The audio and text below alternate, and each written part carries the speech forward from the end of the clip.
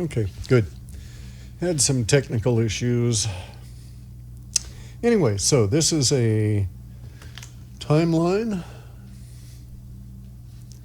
of year zero, what remains to us. Here we are at this point starting.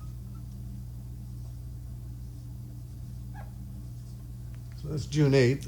And we'll actually say that here is the end of the year, and this is January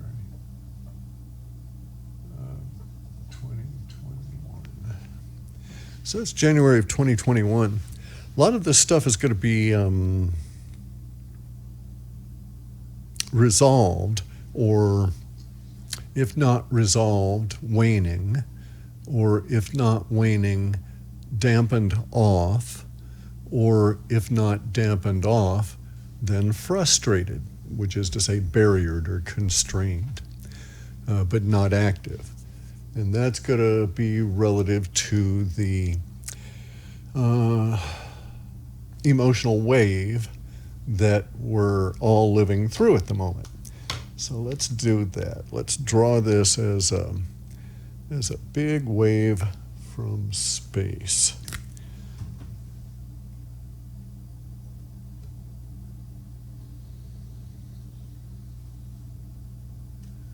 And the big wave of energies from space is moving through our time and pushing that way. And the wave contains any number of, slightly angled there, hang on. There we go.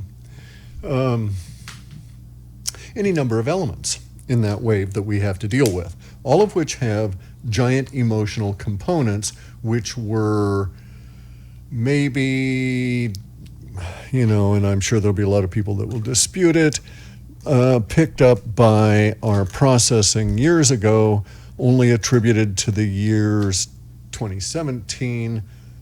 So we were off by a few years, okay? The long-range data always was 19 months, and its error rate is 19 months. So we had a range of 38 months that the data sets could be shifted within. And so in that sense, a lot of the stuff does appear to be happening in the first half of this year, with possible projected platforms or potentials for the remainder of it happening in the latter half of this year. If that is the case, so let's say if.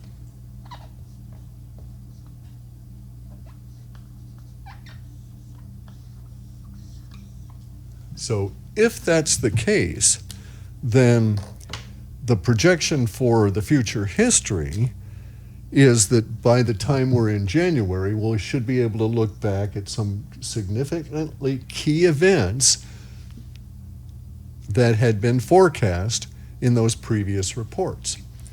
And the significantly key events, there's going to be all of the cryptos and the economic issues as we run into this Kondrativ forecast economic winter of capitalism, debt winter, and the resulting impacts. There's going to be impacts because of the debt hitting resource limitations, not because the resources have gone. The earth is still as plentiful and as bountiful as ever. It's just that the way we had gone about obtaining them and distributing them was all based on debt, which is crumbling. So we have a unsure mental footing for continuing, and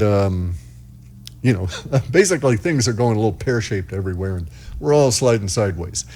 A lot of it has to do with the slippery layer of debt that we're trying to work out within our system, and as these emotional waves roll through us, or through time this year, dragging us or pushing us, whichever way you want to think about it, the various different things that we have to be concerned about will at various different times come to the fore.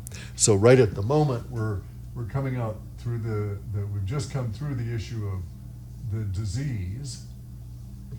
And so at the moment, the disease is not a pushing part of the bow wave. It's sort of being subsumed by the current bow wave, which at the moment is, let's just say cultural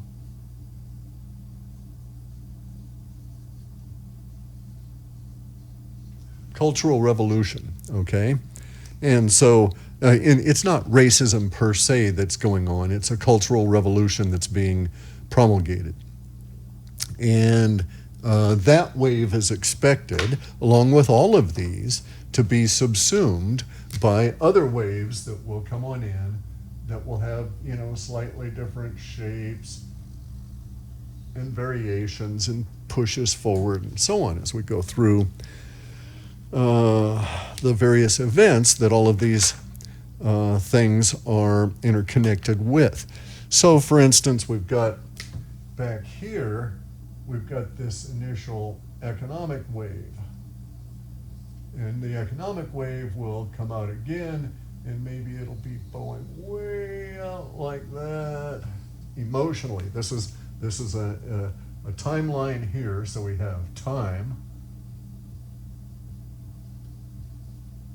and flowing that way, and this range here is our emotional range, right? And the impacts of all of these things. And so here we have, this is the economic.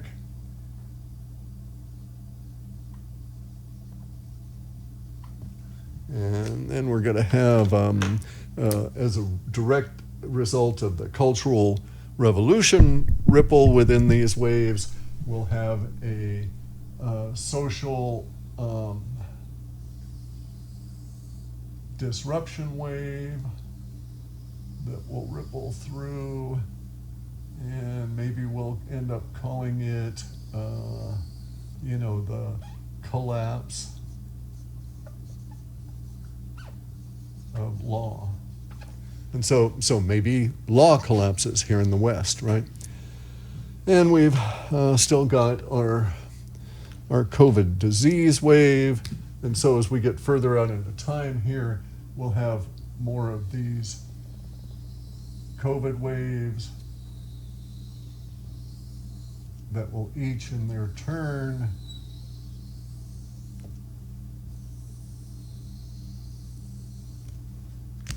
take their impact on and push the society further and further and further through our year here. And so the economic waves can be expected to do the same, and some of them might be very sharp, and some of them might be huge and pushing, involving lots and lots and lots of people, and some of them may be broken, and some of them may just simply run out. And these are again, like I say, the emotional waves that are going around.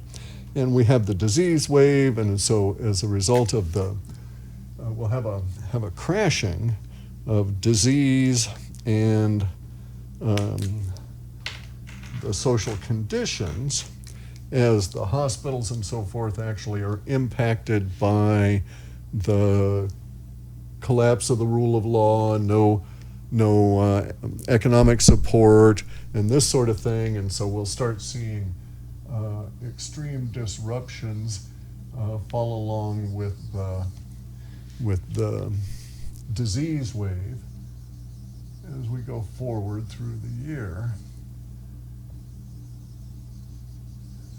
And so each wave of the disease will bring significantly more dead people in it, not because of the disease becoming more virulent or anything. It'll be actually more a condition of people going into, so here's June. Here we are at the end of, let's say, January. And so we've got December in here, and so we'll just say, so here's our equinox. And so from there, our vitamin D levels are dropping. And that means that the rate of the impact of the disease will be rising as we go from this point into here. And this is for us here in the Northern Hemisphere. Mostly I'm discussing the United States, But of course, a lot of this stuff will apply to Europe, Russia, et cetera, et cetera. As we get into this, the southern hemisphere will be rising with fewer deaths, fewer disruptions, and so on from the disease, simply because the vitamin D levels will be rising as well. There we go. And that's our future history for year zero. Now, there's a couple of interesting things that have been forecast. Some of them include sometime in summer here. So in this band in here,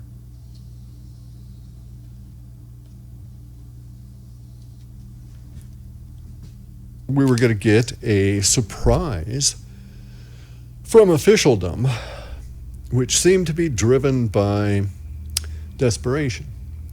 And the desperation may just be all of this mass right here that gets them. But during this period of time, we were going to get this release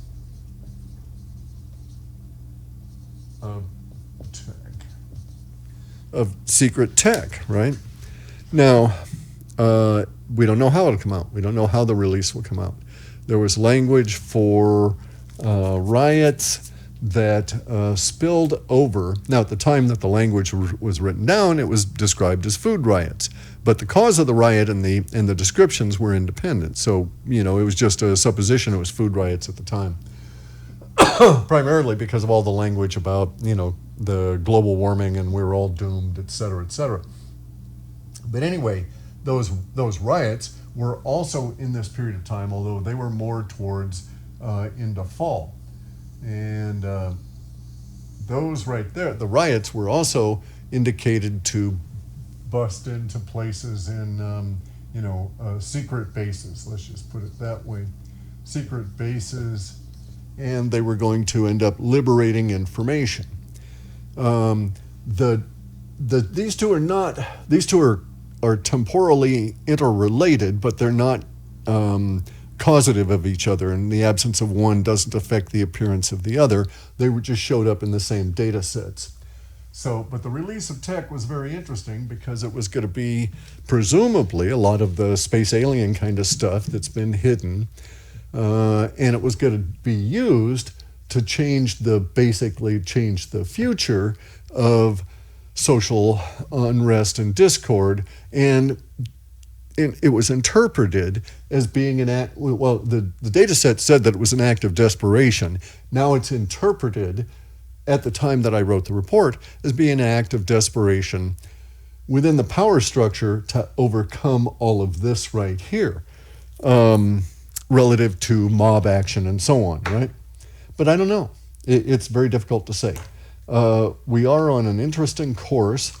I'm going to keep examining these data sets and see what kind of other information we can tease out of the old data set, because the description is accurate, although the timing, the timing was always wonky anyway, but the timing was really screwed by the collision with the spew coming out of the Cosmic Disclosure Program.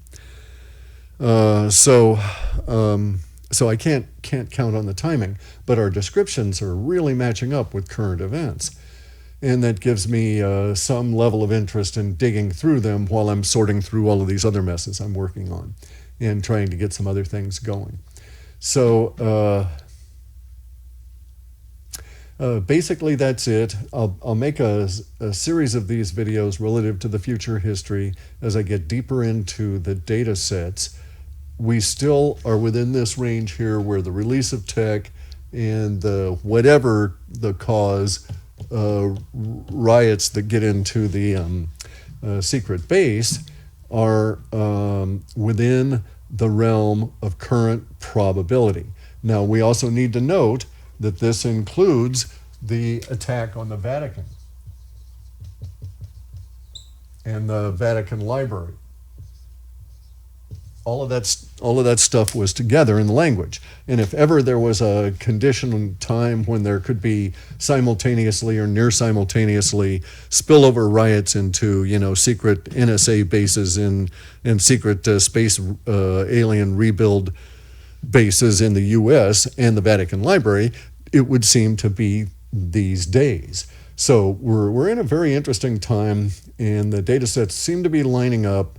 A lot of the sets appear to be accurate, although, as I say, the timing components are off. But I'm not examining the data that we have relative to timing at the moment, only to accuracy and correlation with not only developing reality in the language being expressed, but with other potential forecasts that could be teased out of that language.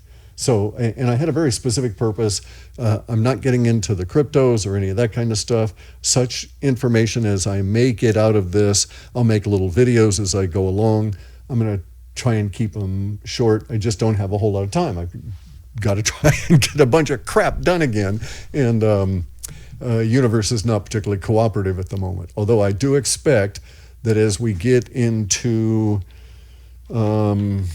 this period here, so if this is June, let's just say that we're going to get into July, like right there. Okay, so this was going to be our hot couple of months here. And as we get towards the end of July, perhaps things will ease up a bit relative to some of these other projects that I want to get moving.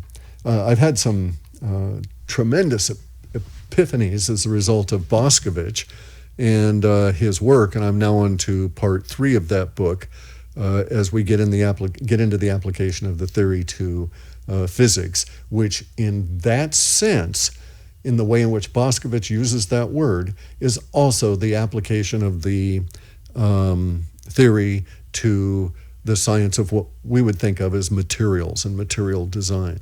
And it's really quite fascinating. So 17 minutes. Okay, so that's it for this one. Much to do, and many people still pissed at me, still fighting Twitter and stuff. So always check the website, halfpasthuman.com. You can find the link there to buy the Pure Sleep stuff. That helps supports us and keep us going.